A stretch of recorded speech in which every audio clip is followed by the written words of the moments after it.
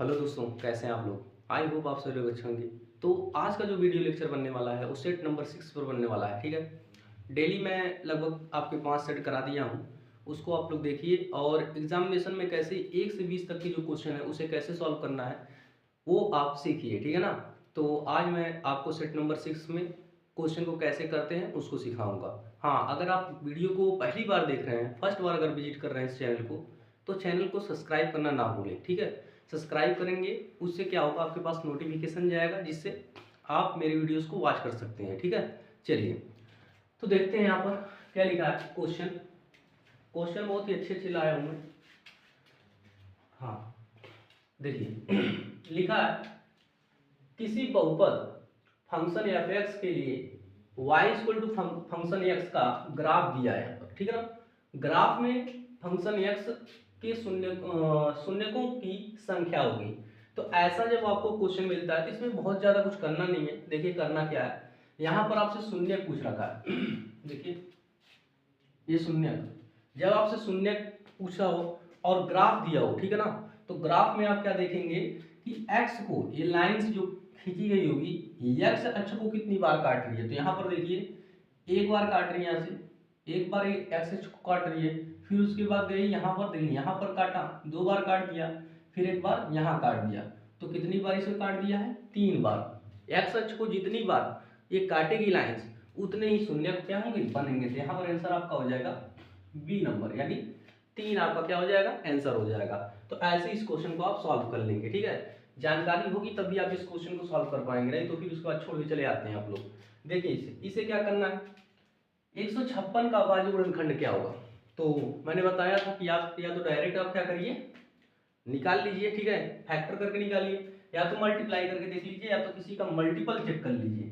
156 देखिए यहाँ पर 5 ये 3 से देखिए विभाजित होता है कि नहीं, पहले 2 से तो विभाजित हो ही रहा है, और इसका स्क्वायर करेंगे तो 4 से भी विभाजित हो रहा है। देखिए ऐसे चेक करेंगे, मतलब ये छोटा नंबर है, बड़े नंबर में अप्लाई होता है। छोटा नंबर में आप क्या करिए, बड़े नंबर में ऐसे अप्लाई करके फटाक से आप निकाल सकते हैं, लेकिन छोटा नंबर है तो आप क्या करिए, फैक्टर करके निकाल लीजिए। फैक्टर कर लीजिए 156 का ऐसे, ठीक है, 156 का ऐसे फैक्टर करेंगे तो 2 से 2 7 14 हो जाएगा, 2 8 16, फिर 2 से करेंगे 2 3 6, 2 9 18, फिर देखिए 3 से करेंगे, 3 1 कम 3, 3 3 का 9, फिर 13 से हो जाएगा आपका 13 कम 13। तो क्या बनेगा, 2 की पावर ए 2, और ये बनेगा 3, और ये आपका 13। तो यही आपका क्या हो जाएगा आंसर। तो कहाँ पर ये है, ये फर्स्ट ऑप्शन ही आपका राइट आंसर है। ठीक है, ऐसे आपको क्या करना है, इसे सॉल्व करना है, फैक्टर करके उसकी पावर्स को चेक कर लेना है। तो नेक्स्ट क्वेश्चन इसके बाद हम लेते हैं, उसको आपको सॉल्व करके दिखाते हैं। ठीक है, चलिए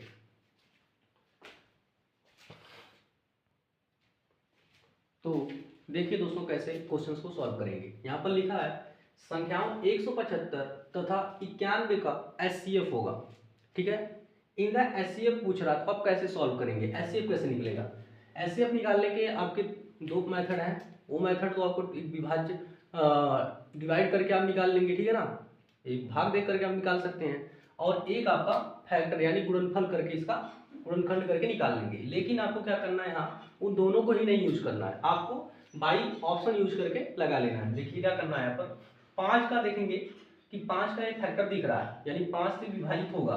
क्या 5 से ये वाला 91 विभाजित होगा, तो 5 से 91 विभाजित नहीं होगा, इसलिए ये 5 आपका जो है एचसीएफ नहीं होगा। जो एचसीएफ होता है उससे ये दो नंबर क्या होते हैं, विभाजित होते हैं।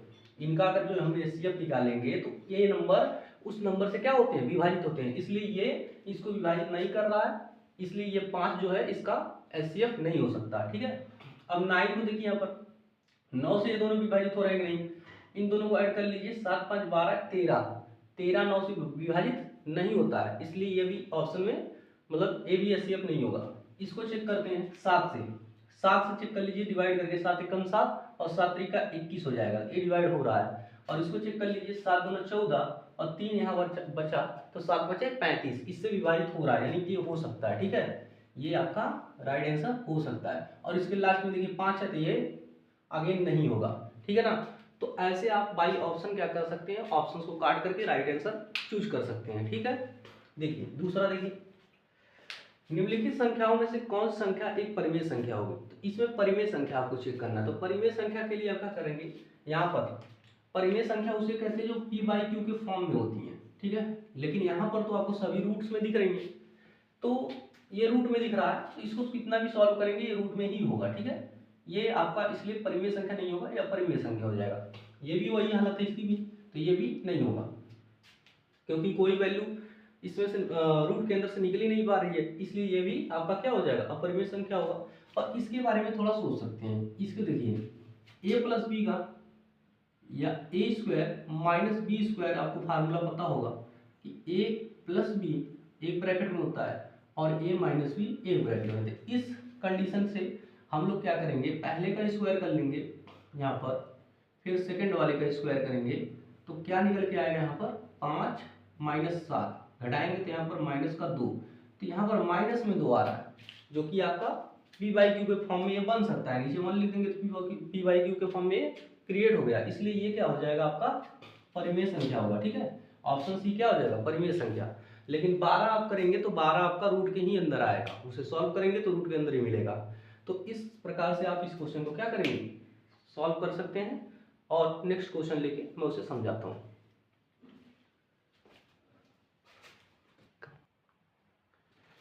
तो देखो दोस्तों, ये बहुत ही अच्छा खास क्वेश्चन है। इसे कैसे करेंगे, यहाँ पर लिखा है कि रैखिक समीकरण 2x प्लस वाई बराबर 5 एवं 3x प्लस 2y बराबर 8 की युग्म का हल होगा। तो यहाँ पर दे रखा है ऑप्शन में कि अद्वितीय होगा, अद्वितीय, ठीक है ना, दो या अपरिमित रूप से अनेक हल हो जाएंगे इसके पास, या इनमें से कोई नहीं। तो देखिए यहाँ पर बाई ऑप्शन से हम सॉल्व कर पाएंगे, या तो इसे सॉल्व करके चेक कर ले, ठीक है। दो तरीका हमारे पास है। अद्वितीय के लिए देखिए क्या होता है, एक बीजगणितीय समीकरण मिलता है आपको अद्वितीय के लिए। जब दो रेखाएं एक दूसरे का प्रतिच्छेद करती हैं तो वहां पर अद्वितीय क्या होता है कि हल बनता है। अद्वितीय के लिए क्या होता है कि a1 अपॉन a2 और not equal to b1 upon b2 होता है, ठीक है। अब ये क्या होता है, ये आपको पता होना चाहिए कि समीकरण में ये वाला क्या होता है a1 और ये क्या होता है b1, ये क्या होता है c1 होता है, ठीक है। ये इधर गया है, इस साइड लाएंगे इसको तो माइनस में मिलेगा, ठीक है ना। ये इधर है, इसलिए इसको हम क्या करेंगे, माइनस हटा के इधर बराबर करके 0 लिखेंगे। तो अभी फिलहाल मैं बता देता हूँ यहाँ पर, ये भी आपका a2 हो जाएगा, ये आपका b2, ये आपका c2 हो जाएगा, ठीक है। अब आप क्या करेंगे, समीकरण में रख के उसे चेक करेंगे कि a1 क्या है भाई, a1 आपका 2 है बटा में a2 3 है, और यहाँ पर नॉट इक्वल टू यहाँ पर 1 बटा और कितना हो जाएगा 2। तो यहाँ पर देख रहे हैं, देखिए 2/3 नॉट इक्वल टू 1/2 हो रहा है। ये बात तो सही है, यहाँ पर दिख रहा है कि भाई ये अद्वितीय इसका हल दिख रहा है, लेकिन यहाँ पर अद्वितीय हल ही है, ठीक है ना, अद्वितीय हल है। लेकिन एक बार इसको हम लोग सॉल्व करके चेक करते हैं कि कितना इसका आ रहा है, ठीक है, क्योंकि बुक्स में यहाँ पर इसका ऑप्शन ये बता रखा है 2 वाला, तो मुझे डाउट है कि ये लगता है क्वेश्चन रॉन्ग भी हो सकता है, ठीक है ना। तो हम लोग चेक कर लेते हैं, इसको थोड़ा सॉल्व करते हैं। अगर सॉल्व करने पर इसका आंसर आ रहा है तो हम लोग कुछ उस पर करेंगे, ठीक है। यहाँ पर देखिए ये 3x था, a प्लस 2y बराबर 8, ठीक है। अब हम इसे प्रतिस्थापन विधि से सॉल्व कर लेते हैं तो इजीली सॉल्व हो जाएगा, ठीक है। यहाँ पर देखिए यहाँ 2y है, तो इसको 2y बनाने के लिए क्या करना होगा, 2 से ऊपर गुणा कराना पड़ेगा। तो इस समीकरण में हम लोग 2 से गुणा करा लेंगे, तो 4x और प्लस का ये हो जाएगा 2y और बराबर में आपका 10 हो जाएगा। तो यहाँ पर देखिए माइनस करेंगे माइनस, ठीक है, और ये आपका क्या हो जाएगा कैंसिल, ये प्लस माइनस कैंसिल हो जाएगा, और ये आपका घटेगा तो माइनस x आएगा, बराबर में ये आपका माइनस का, यहाँ पर देखिए इन दोनों में से घटेगा, ठीक है। तो माइनस का कितना आ जाएगा आपका 2 आएगा, तो x की वैल्यू यहाँ पर 2 आ रही है, ठीक है। x की वैल्यू आपको निकल जा रही है 2, और अगर हम लोग इसमें वैल्यू रखेंगे किसी एक समीकरण में रख दें तो y की वैल्यू आ जाएगी, यहाँ पर रख देते हैं, चलिए यहाँ रख देते हैं बराबर इसमें, तो ये इधर चला जाएगा तो 5 माइनस 2 x हो जाएगा, और रखेंगे तो 5 माइनस 2 गुणा में आपका ये 2 हो जाएगा, तो यहाँ पर 5 माइनस का 4 और 1, ठीक है। तो यहाँ y की भी वैल्यू निकल जा रही है, यहाँ y की भी आपको क्या मिल रहा है, वैल्यूज मिल रहा है, ठीक है ना। तो इस केस में क्या करना होगा, देखिए अद्वितीय में भी क्या हो जा रहा है, यहाँ पर अद्वितीय भी हो जा रहा है, और आपका क्या है कि दो हल इसके मिल भी जा रहे हैं, ठीक है। तो ये क्वेश्चन मुझे लग रहा है थोड़ा सा रॉन्ग बन गया होगा, ठीक है, लेकिन फिलहाल इसका ऑप्शन क्या है, ऑप्शन नंबर 2 आपका सही है, ठीक है। इसको इस प्रकार से सॉल्व कर लीजिएगा, ये क्वेश्चन थोड़ा सा इसमें दिक्कत है, ठीक है। चलिए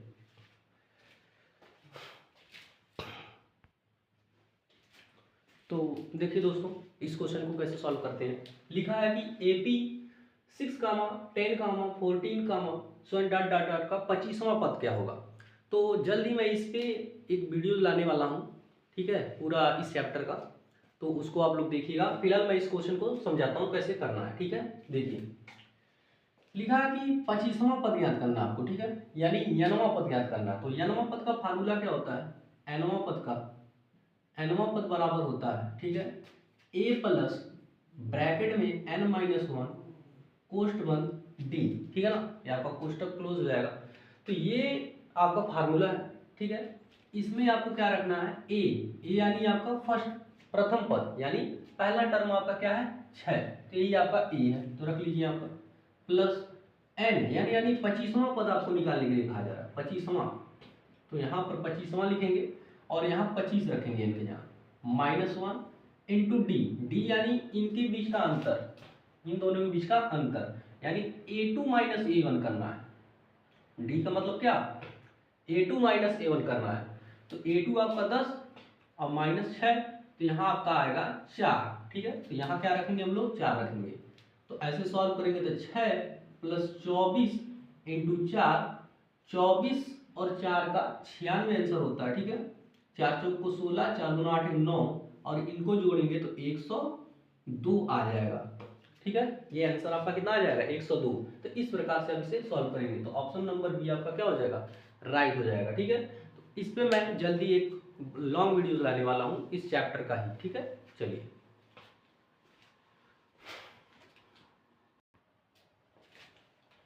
तो देखो दोस्तों, क्वेश्चंस आपके कैसे इस प्रकार सॉल्व होंगे। लिखा है कि यदि द्विघात समीकरण x² + 2x - p = 0 का एक मूल -2 हो तो p का क्या करिए, वैल्यूज यहाँ पर फाइंड करिए। तो देखिए क्या करना होगा, इसमें एक मूल आपको दिया है, तो जो मूल आपको देता है वो x की वैल्यू दे रखा होता है, ठीक है ना। तो x की वैल्यू आपको यहाँ पर दे रखी है, x = -2। अब इस इक्वेशन में आप क्या करेंगे, -2 को रखेंगे, तो जहां पर भी x है वहां पर रखेंगे -2 का होल स्क्वायर और प्लस का 2 इंटू -2 माइनस p = 0, ठीक है। अब इसे सॉल्व कर लेते हैं और p की वैल्यू आ जाएगी, तो ये आएगा, यहाँ पर आएगा आपका 4 -4 -p बराबर 0, और ये आपका कट जाएगा तो ये 0 होगा, ठीक है। तो -p = 0 हो जाएगा और p = सिर्फ 0 लिख सकते हैं, ठीक है। तो आपका राइट आंसर क्या हो जाएगा, 0। तो ऑप्शन नंबर ए आपका क्या हो जाएगा, करेक्ट आंसर हो जाएगा। ऐसे ही आपका सेकंड वाला यहाँ पर क्वेश्चन है, ये देखिए क्या कह रहा है, इसको इरेज करते हैं, ठीक है। देखिए यहाँ पर लिखा है कि दो बिंदुओं 2, 3 और 4, 1 के बीच की दूरी ज्ञात कीजिए, ठीक है ना। तो दो बिंदुओं के बीच की दूरी आपको पता होगा, फार्मूला उसका कैसे ज्ञात करते हैं। देखिए यहाँ पर दो बिंदुओं के बीच की दूरी का फार्मूला होता है d = रूट के अंदर x2 - x1 का whole square plus y2 - y1 का होल स्क्वायर। ये आपका दो बिंदुओं के बीच की दूरी ज्ञात करने का फार्मूला होता है, ठीक है ना। तो इसी से आपको क्या करना है, सॉल्व करना है। कैसे होगा, देखिए रूट के अंदर आपका है x2 - x1, ये होता है x1, ये होता है y1, ये होता है x2, ये होता है y2, ठीक है। तो x2 - x1 यानी 4 माइनस का 2 होल स्क्वायर हो जाएगा, प्लस y2 1 माइनस ये y1 3 हो जाएगा होल स्क्वायर, ये रूट्स, ठीक है, रूट के अंदर चला जाएगा। अब इसे लगाएंगे तो ये आपका आएगा 2 का स्क्वायर होगा, यहाँ पर प्लस ये आपका -2 का स्क्वायर होगा, ये आपका आएगा रूट के अंदर, ठीक है। और इसे सॉल्व करेंगे तो कितना मिलेगा, ये 4 मिलेगा आपका रूट के अंदर, 4 + 4, क्योंकि माइनस में है वो प्लस में हो जाएगा, ठीक है। दोनों को ऐड करेंगे तो मिलेगा आपका रूट के अंदर 8। कितना मिलेगा?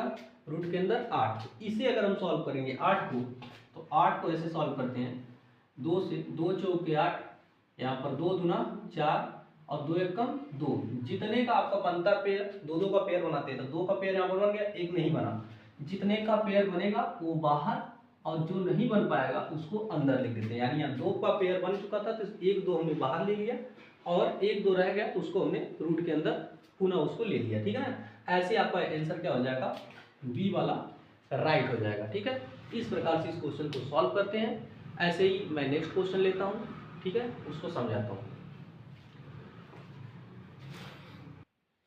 तो देखो दोस्तों, कैसे इस क्वेश्चन को सॉल्व करेंगे। लिखा है 9 त्रिज्या आर वाले, क्वेश्चन नंबर 9 है, सॉरी क्वेश्चन नंबर 9 है, त्रिज्या आर वाले वृत्त के उस त्रिज्यखंड का क्षेत्रफल ज्ञात कीजिए जिसका जो है थीटा क्या हो, जिसका कोण थीटा है। ठीक है ना?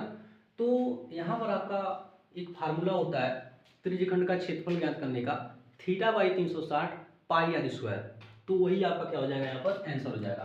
तो यहाँ आपको फार्मूले याद करने की जरूरत है। ठीक है, तो फार्मूले जिसको याद होगा तो वो विद इन सेकेंड इसको लगा के निकल लेगा। इसको देखिए, ये क्वेश्चन अच्छा है। यहाँ पर लिखा है कि 3 सेंटीमीटर त्रिज्या के एक वृत्त के केंद्र से 5 सेंटीमीटर दूरी पर स्थित किसी बिंदु से वृत्त पर खींची गई स्पर्श रेखा की क्या करना, हमें लंबाई बतानी है। तो देखिए क्या करना होगा, एक वृत्त है, ठीक है, क्वेश्चन के अकॉर्डिंग एक वृत्त है और 3 सेंटीमीटर त्रिज्या का है। इसका त्रिज्या कितना है? 3 सेंटीमीटर है। एक वृत्त के केंद्र से, वृत्त के केंद्र से 5 सेंटीमीटर दूरी पर, यहाँ केंद्र से 5 सेंटीमीटर की दूरी पर एक बिंदु है। ठीक है ना? एक बिंदु जिसे P मान लेते हैं। चलिए, एक बिंदु है 5 सेंटीमीटर दूरी पर, तो ये दूरी आपको बता दिया गया है कि 5 सेंटीमीटर दूरी पर है। यहाँ से इस वृत्त पर एक स्पर्श रेखा खींचा जा रहा है, जैसे मैं खींच दे रहा हूँ। ठीक है, इस तरीके से स्पर्श रेखा खींचा गया। इस स्पर्श रेखा की आपको क्या बताना है? लंबाई बताना है। तो इसे हम कर लेते हैं Q मान लीजिए। ठीक है, और इसको ऐसे मिला लीजिए।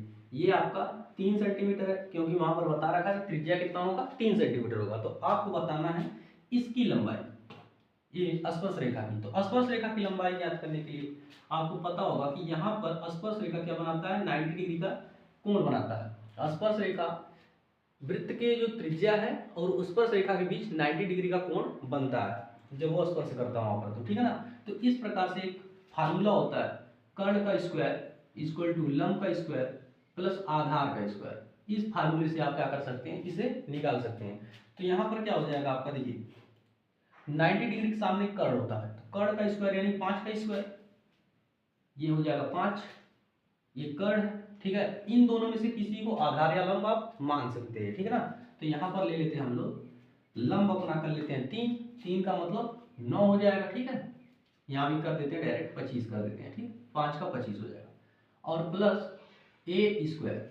अब ये 9 आएगा इधर, तो 25 में से 9 जाएगा तो 16। ठीक है, और ये ए स्क्वायर हो जाएगा, और ए की वैल्यू निकालेंगे हम लोग, तो ए की वैल्यू आएगी रूट के अंदर 16।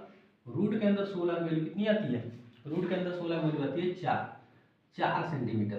तो इस क्वेश्चन का आंसर क्या हो जाएगा आपका? 4 सेंटीमीटर। तो यहाँ पर बी वाला आपका क्या हो जाएगा? राइट हो जाएगा। तो इस प्रकार से आपको क्वेश्चन को क्या करना है? सॉल्व करना है, और बाकी क्वेश्चन को हम लोग सॉल्व करेंगे, उसको लेते हैं हम, और उसको आपको क्या करते हैं? समझाते हैं। क्वेश्चन अगर आपको अच्छा लग रहा हो तो ऐसे कमेंट करा करिए कि और भी क्वेश्चंस क्या करिए, सॉल्व कराना है, सॉल्व कराइए। तो उसमें आप लोग क्या करिए? कमेंट करा करिए। ठीक है, तो मैं क्या करूँगा कि और भी ऐसे ही बहुत सारे क्वेश्चंस को आपको करवाऊँगा। ठीक है, चलिए।